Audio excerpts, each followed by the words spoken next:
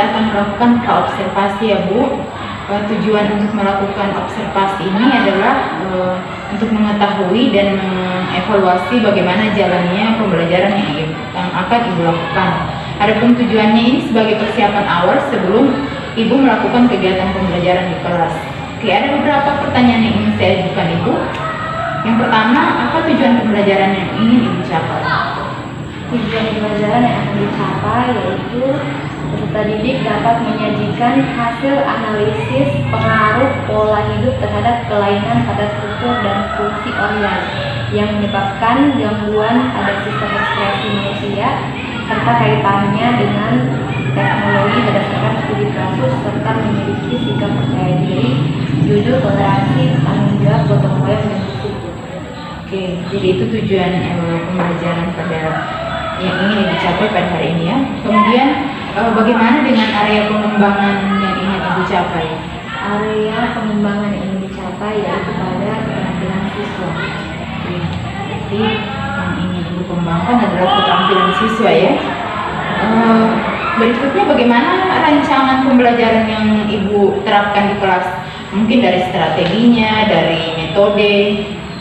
Ya, jadi model pembelajaran yang digunakan dalam pembelajaran saya yaitu studi sastra, sebuah inovasi berupa model pembelajaran yang mengintegrasikan pendidikan kebencanaan dalam kegiatan belajar mengajar dengan tujuan meningkatkan minat siswa belajar kebencanaan. Oke, berarti metode yang digunakan itu adalah studi starter ya? Studi sastra.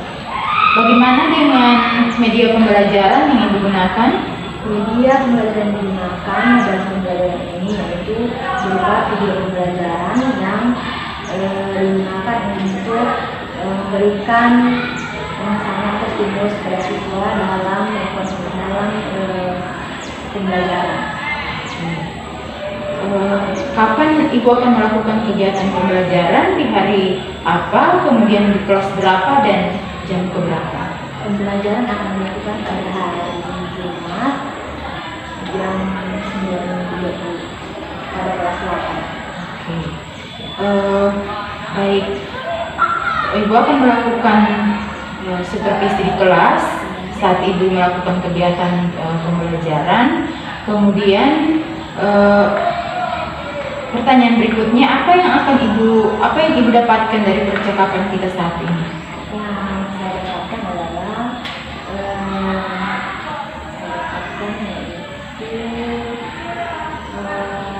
bagaimana kita melakukan pembelajaran dengan mementingkan kebutuhan siswa dan melakukan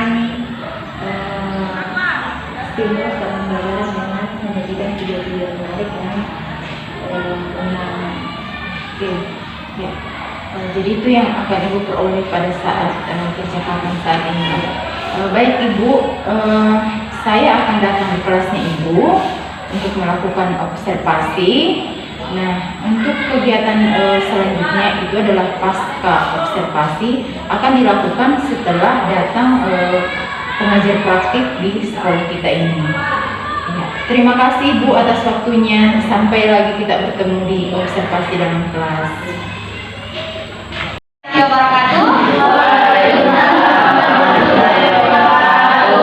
Bagaimana kabar hari ini? Baik. Sebelum kita mulai pelajaran, ayo pimpin doa dulu.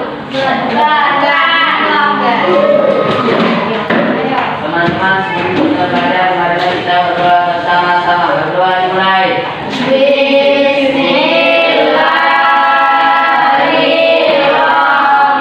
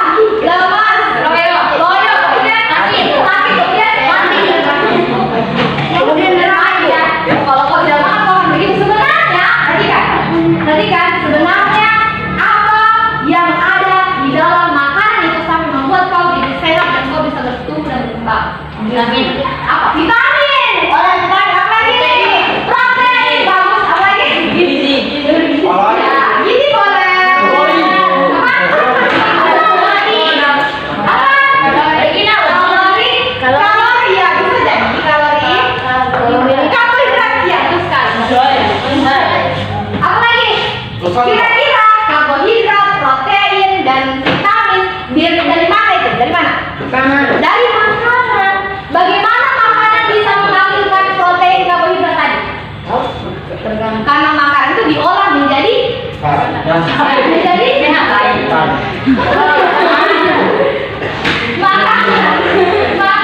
sebelum jadi saya itu kan awalnya video ini sambil mengisi lembar kerja yang sudah ibu bikin dan isinya apa isinya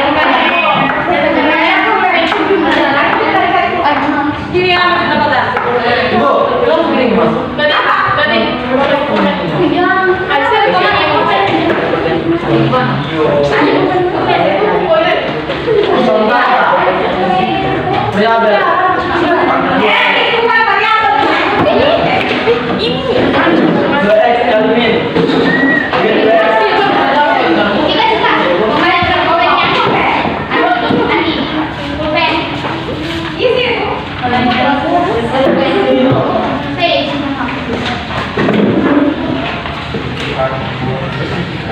diisi berdasarkan video itu aman video beda kalau cuma ngomong di situ.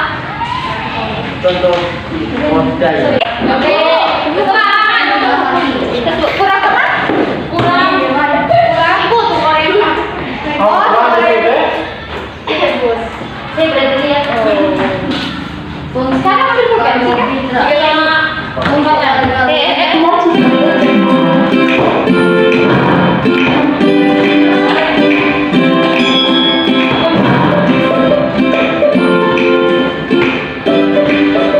Kamu Tuh, kamu tunggu ya.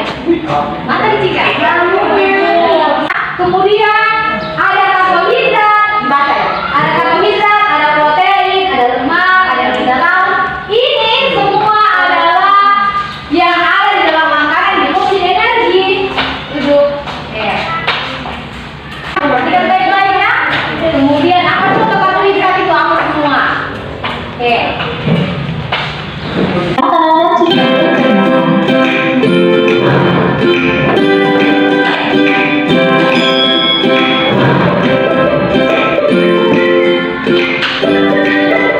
kamu adalah yang kamu makan. Coba pilih salah satu makanan berikut yang sesuai dengan selera. Oke, kamu adalah apa yang kamu makan? Ada 3, ada gorengan, buah-buahan, atau mie instan. Kalian suka yang mana? Buah-buahan. Gorengan. Gorengan. Semuanya. Siapa yang suka? Siapa yang suka gorengan? Gorengan. Berapa yang suka gorengan? Saya. Buah-buahan? Saya. Mie instan? Saya.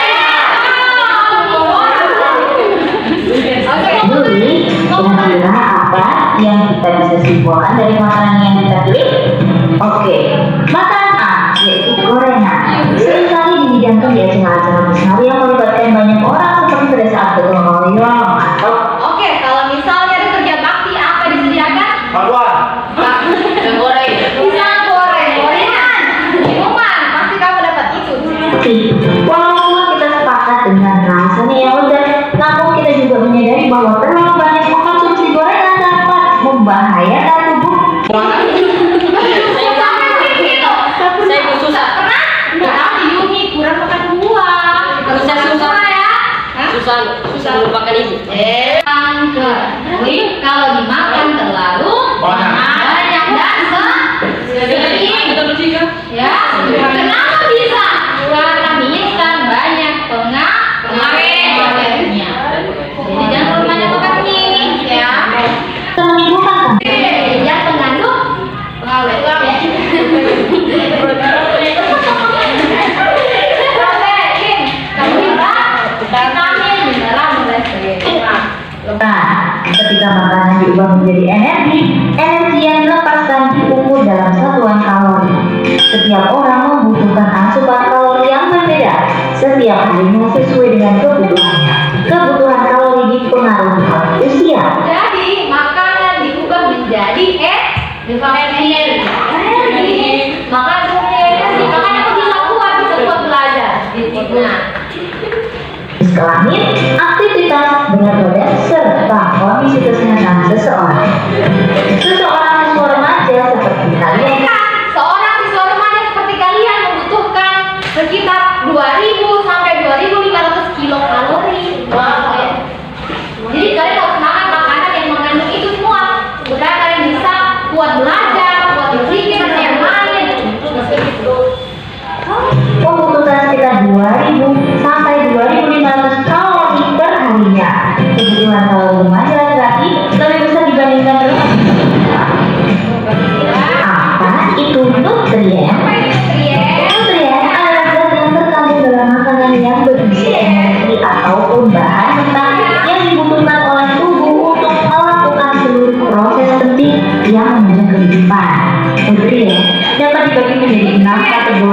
karbohidrat, protein, lemak, vitamin, dan air.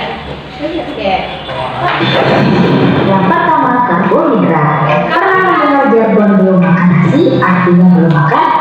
Iya, nasi adalah salah satu contoh karbohidrat, tapi harus diingat bahwa sumber karbohidrat bukan hanya dari nasi, sagu, roti, jagung, mie, Nah, perhatikan. Dia bilang contoh karbohidrat. Jangan lupa dicatat. Apa semua? Ada sagu, ada roti, ada jagung. Iya, ada nasi, ada kue. Jangan dicatat. Ini ada apa kan? Baik. Coba saya dulu yang terisi semua. Bisa. Ibu ingat di komunikasi hari ini. Iya. Terima kasih ya. Wassalamualaikum warahmatullahi wabarakatuh.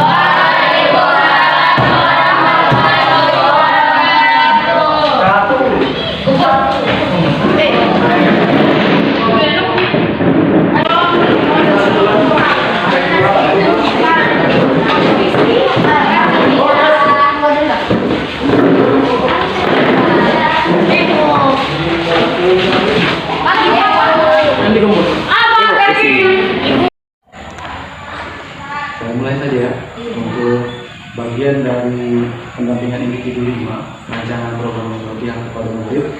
Salah satu bagiannya adalah observasi pembelajaran dari rekan sejawat yang dibimbing oleh CGP. Pada hari ini CGP Ibu Rasmi sudah melakukan pembimbingan kepada rekan sejawat Ibu Lis dalam pembelajaran yang prosesnya juga sudah diobservasi mulai dari pra dan pada saat pembelajaran. Nah, pada pendampingan individu 5 ini yang akan kami lakukan juga akan kami nilai sebagai pengajar praktik adalah percakapan pasca observasi. Jadi percakapan pasca observasi pembelajaran ini dialognya itu dalam bentuk percakapan umpan balik yang menggunakan keterampilan coaching. Jadi Bu Rasmi selaku CGP akan melakukan coaching kepada Ibu Lis terkait dengan proses yang dialami setelah pembelajaran. Maka nanti dia pasca observasi pembelajaran sudah ada juga lembar kerjanya, termasuk rencana pengembangan ini. Jadi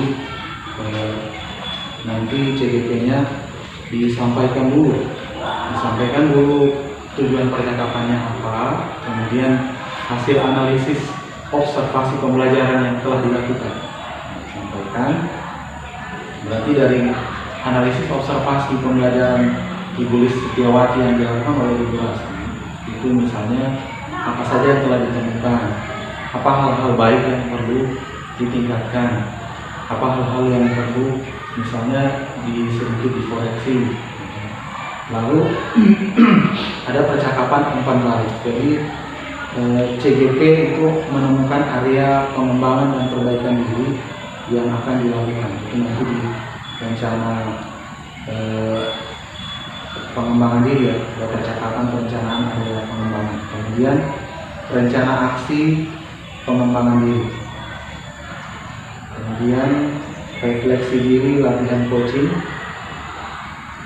Nanti refleksi diri ini juga bisa diambil di modul 2.3 pada bagian aksinya. Nah, untuk itu saya silakan kepada Ibu Rasmi selaku CGP untuk melakukan percakapan umpan balik berbasis praktek coaching kepada rekan sejawat Ibu Setiawati. Kepada Ibu Rasmi saya. Assalamualaikum Ibu Lis. Waalaikumsalam Ibu. Assalamualaikum Pak Irfan. Salam. Apa kabarnya Ibu Lis? Baik Ibu. Oke. Di percakapan pasca observasi ini saya akan memberikan beberapa pertanyaan ke Ibu terkait dengan observasi kelas yang sudah Ibu lakukan. Kemudian tujuan untuk percakapan ini adalah untuk mengevaluasi sejauh mana proses pembelajaran yang sudah Ibu lakukan. Pertanyaan pertama yang saya akan lakukan adalah bagaimana perasaan Ibu terkait dengan observasi kelas yang sudah Ibu lakukan. Ya, jadi kalau perasaan saya yang pertama, saya cukup senang karena hal ini merupakan hal yang baru, terutama pada proses coaching sebelum evaluasi atau supervisi yang dilakukan. Itu merupakan hal yang baru menurut saya. Kemudian yang karena bisa membantu manusia. Ibu awalnya tegang ya. Iya, benar. Oke, karena hal yang baru Iya, ya. baru. Pertanyaan berikutnya, bisa Ibu ceritakan bagaimana pengembangan yang Ibu lakukan di kelas, kemudian langkah-langkahnya atau tahapan-tahapan pembelajaran yang sudah Ibu lakukan di kelas? Ya, jadi kalau tentang area pengembangan dari pembelajaran yang saya lakukan, area pengembangannya itu lebih ke kemampuan berperan kritisnya, karena pada pembelajaran yang saya lakukan itu saya menggunakan lembar penilaian sikap berperan kritis yang di dalam terdapat aspek-aspek pertanyaan yang saya nilai dari siswa. Berarti kemampuan dari berminat kritis ya. Selanjutnya, menurut Ibu sejauh mana area pengembangan yang Ibu lakukan di kelas, apakah berhasil atau tidak? Kalau saya setelah menganalisis dari lembar penilaian yang saya lakukan, saya berhasil dari pembelajaran yang saya lakukan. Jadi harapannya Ibu Lis, pembelajaran di kelas itu Bisa berhasil. bisa berhasil. Oke. Selanjutnya, menurut Ibu apa kekurangan atau kendala yang dihadapi pada saat proses pembelajaran di kelas? Ya, kalau kendala yang saya hadapi itu lebih ke siswa yang pasif. Jadi saya harus memberikan pembelajaran yang menyenangkan dan menarik bagi mereka agar supaya tidak bosan dan mereka bisa aktif. Jadi intinya di sini siswanya yang masih pasif sehingga perlu mengubah metode pembelajaran lebih menyenangkan ya. Kira-kira mengapa hal itu bisa terjadi? Karena terbiasa dengan pembelajaran yang sebelumnya, mungkin di SD cuma kayak gurunya yang lebih aktif, yang tidak harusnya kan kalau dalam pembelajaran diferensiasi gurunya menjadi fasilitator, hanya sebagai fasilitator. Kemudian kalau mereka mungkin terbiasa dengan pembelajaran yang sebelumnya dilakukan di SD, yang mereka yang gurunya menyuapi pembelajaran yang dilakukan seperti yang bisa mencatat. Pertanyaan berikutnya, Ibu Lis, kapan melakukan perubahan yang ingin Ibu sampaikan tadi? Kalau perubahan ini harus dilakukan secepatnya. Jadi pertemuan selanjutnya akan dilakukan. Berarti secepatnya supaya ya, agar terjadi perubahan ya. Oke, pertanyaan berikutnya.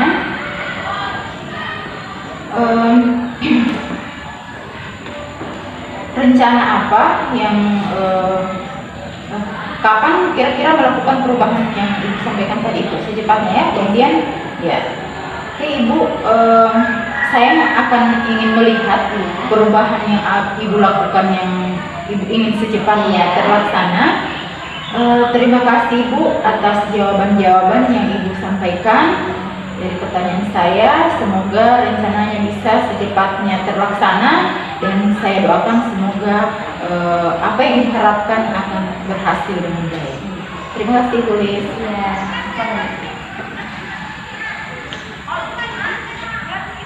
Baik, terima kasih sudah melakukan praktik coaching kepada rekan sejarah dan sejarah saya ucapkan terima kasih.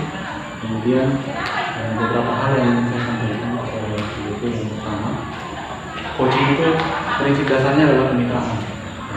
Kemitraan berarti posisi kita setara. Mohon untuk misalnya dalam pelaksanaan coaching hindari menggunakan misalnya pertanyaan selanjutnya itu lebih seperti interogasi. Ya, itu akan membuat coaching kita itu agak tertekan sedikit. Karena prinsip dasarnya coaching adalah kemitraan. Jadi kita mulai dari mengembangkan dulu kedekatan emosional dulu, misalnya bagaimana kabarnya, tadi sarapan apa, itu tidak masalah. Karena kita kan istilahnya mitra. Lalu menurut Ibu, apakah pembelajaran sudah berjalan cukup lancar? Kalau belum lancar, hambatannya di mana? Jadi satu pertanyaan itu yang penting dia terbuka. dia akan bisa dikembangkan kemana-mana. Karena coaching sendiri juga kalau di kita mengajar praktik itu hanya dibatasi dengan pertanyaan inti saja, tetapi tugas kita adalah mengembangkan satu pertanyaan itu ke arah pertanyaan yang lain. Maka dibutuhkan pertanyaan terbuka yang jawabannya bukan ya atau tidak. Jawabannya masih bisa digali dan dikembangkan. Kemudian yang kedua, untuk saran saya untuk pemanfaatan waktu supaya bisa lebih maksimal. Jadi setiap satu pertanyaan inti itu dikembangkan anak-anak pertanyaannya lain. Jadi sebelum praktiknya itu bisa dikembangkan anak-anak pertanyaan dari pertanyaan inti itu. Misalnya, apakah ibu menemukan hambatan dalam pembelajaran? Oh iya, ada, saya temukan berupa ini. Oh ya, kalau begitu hambatan itu apakah datangnya dari siswa, dari ibu, dari suasana kelas? Kalau dari siswa jawabannya, menurut ibu mengapa siswa itu bisa seperti itu?